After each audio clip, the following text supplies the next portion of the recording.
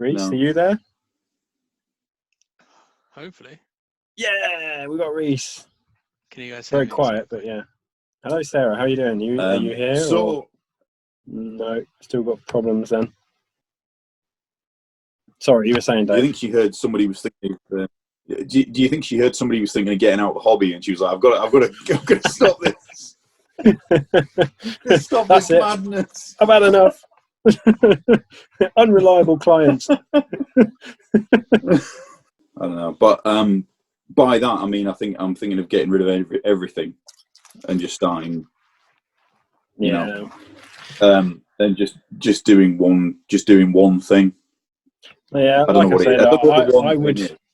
I would think about that seriously, because like I said, I did that 15, 20 years ago, and I regretted it. I don't regret selling off the whole lot. I regret selling like a few of like this model here. I'm glad I found this little stash of old models, because this kind of nostalgia value is bringing it back loads. I found loads of old models, metal miniatures, and I'm kind of glad I've just got this small little pile of metal miniatures that I can just look at and go, oh wow, those are the days, and go, well, I can paint them up if I want. But like just sentimental models, if you want, I'd recommend keeping a few of them.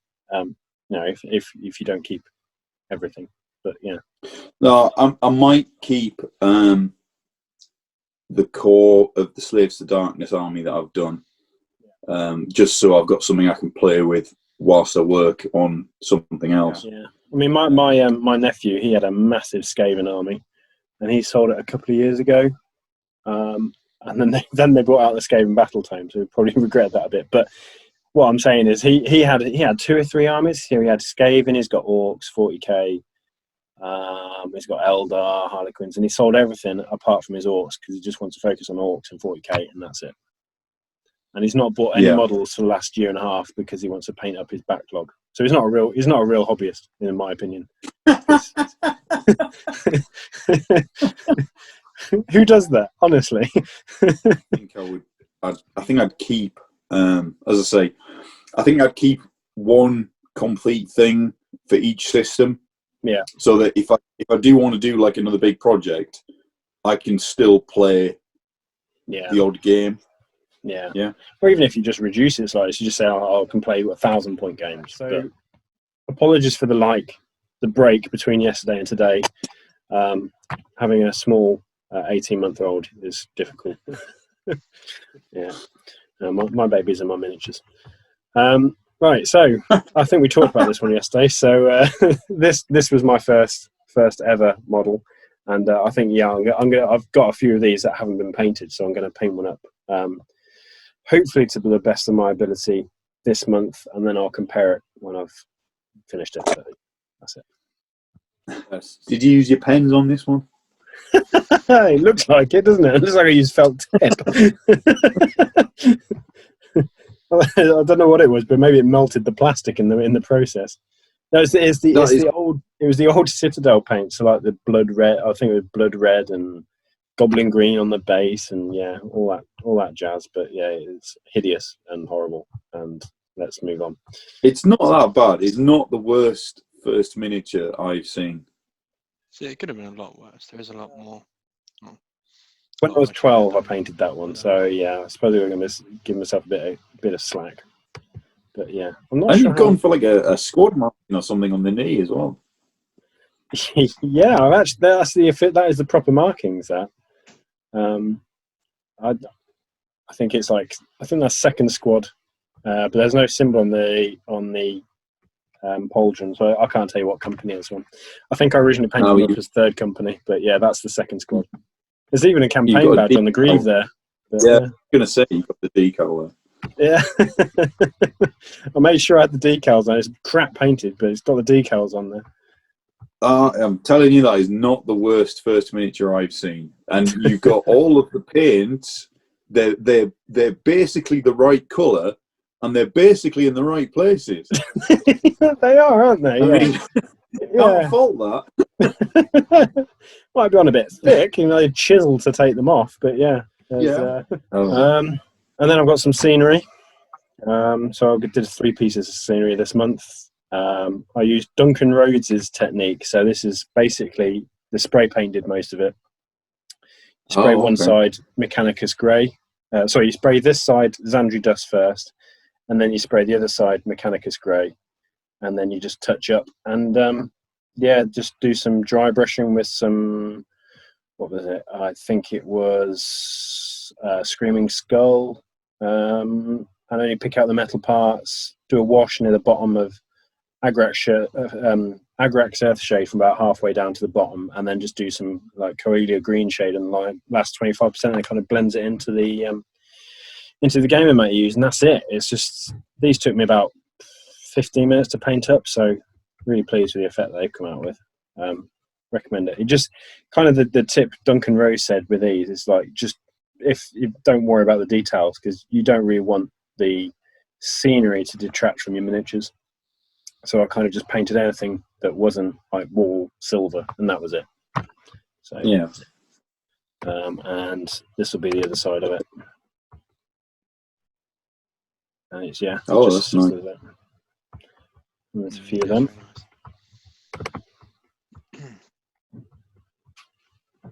So it's just to wash at the bottom, just to blend it into whatever mat it'll be on. That's it. That's nice. You've got some weathering tutorials on your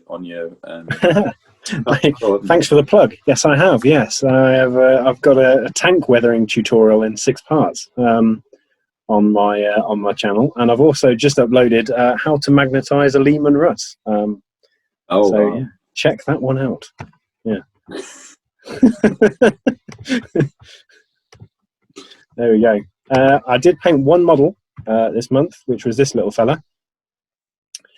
I say little, it's a 28mm model. It's a 28mm Saxon Lord, and there is no drawing involved on this model. Okay. Yeah. It is. It's basically it's a simple paint scheme. It was fairly quick to do, and I tried to do a lot on the base to kind of detract from how quick the model was to paint. But I'm pleased with it. It does the job, and it's for my games of Saga in the future when we finally get to game again. So yeah. Oh right, okay. Yeah. I wasn't sure if it was for cities actually. Well, I suppose it could fit in. The trouble with the historical miniatures is they're slightly smaller than Games Workshop miniatures, so they're about 4mm shorter. So they look like, you can see the difference. They're like midgets compared to the Games Workshop models, but they're more like the Lord of the Rings GW ones models. are heroic. Yeah. Sorry? The GW ones are heroic scale, so that the heads and hands slightly different as well. But you could, it would still work. Yeah, I think it's closer to Lord of the Rings. So I think Lord of the Rings is in this scale rather than that. But yeah. So and that was my contribution for this month. Because you're doing your Cities of Sigmar is based on the Grudge Bringers. Is it? It's based on the game. It's based on the game Shadow of the Horned Rat. Yeah, I'm getting there with them. I've hopefully for February for the next video, I'll have the leader and 10 infantry painted up, so I'll be able to show them off next month. But I've got to admit, I didn't do my Grudge Bringers this month. I haven't done any Blood Angels. I haven't done any of my own chapter. I've just done this dude and some terrain because it's Christmas. You know, all I've done is eat chocolate and get fat. So that's it. Scenery counts, though. We discussed this before. Scenery counts. Yeah. It's 15-minute jobby, but yeah, I'll take that. Yeah. He looks really good. He Thank looks you. actually quite intricate on the face as well. Yes, yeah. I didn't do anything with the eyes. It's just Caden flesh tone, Reekland flesh shade, Kislev flesh, the standard flesh thing, and then that was painted white, pallid witch flesh with a couple of coats. Then I did the red, and that was it. It's a really simple model. There's not much to it at all, really. There's not much to say about that one. But yeah, we've got Rhys. This is this one of the Volkite Berserkers? I'm not sure. This is the Rune Sun on foot. I think all I've done this month is just leaders and generals. I think I've done Heathguard Berserker, but that's just to test the scheme for it. Okay, I'll stay like this then. It's Okay, a bit like Twister. You end up like your face on the side and just like. I've got my hand over my face and like the mic towards my face as well. So, so yeah, so pretty you much say I've this done. is a Rune Sun? Yes, this is the Rune Sun on foot. I think I've done mainly just leaders this month. Or like you guys haven't had much time. Yeah. I've had obviously Christmas, everything else. But yeah, some of these were actually I got him done in one evening, which was quite nice. Very easy kind of paint scheme, nothing too difficult. The thing with this, there's so much flesh on with Fire Slayers that you have to be really good at painting flesh to pull them off, and I think you've done a fantastic job. Every time I see your miniatures, I'm always impressed by your flesh tones. So that being the main part of them, it's brilliant. It is brilliant. It did take a while to get it pulled off, though. It's not a fast radio.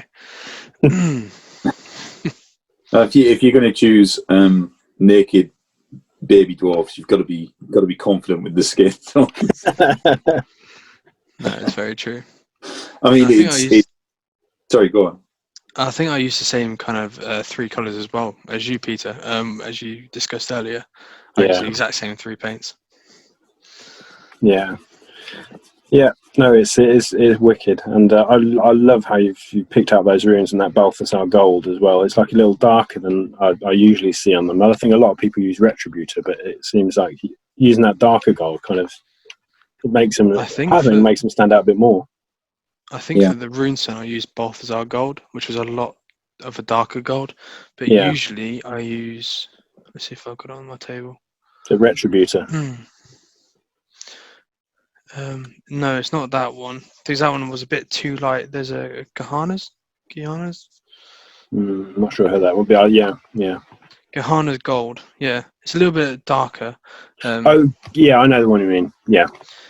Gahana. Gehana. I never know how to pronounce half these words. So and if don't know if I'm pronouncing it right either.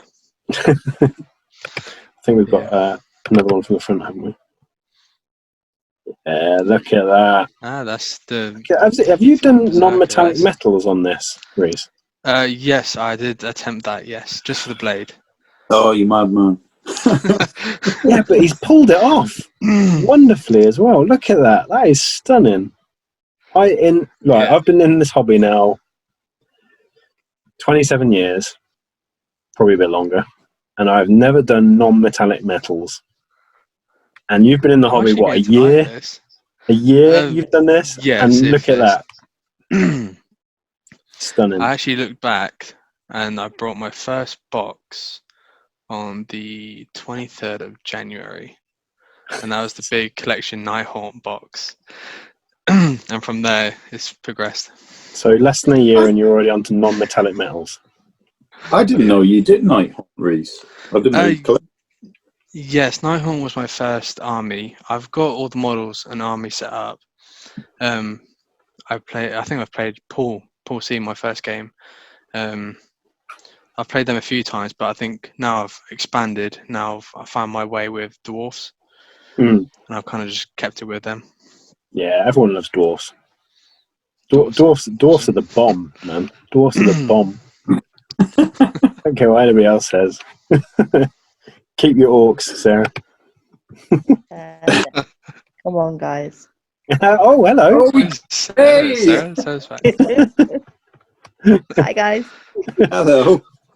Hello. We thought you were having technical issues. I was, and then I worked it out, and then I was listening, and then you mentioned orcs on the bomb. You waited till I saw your army, and then you thought, I'll jump in now.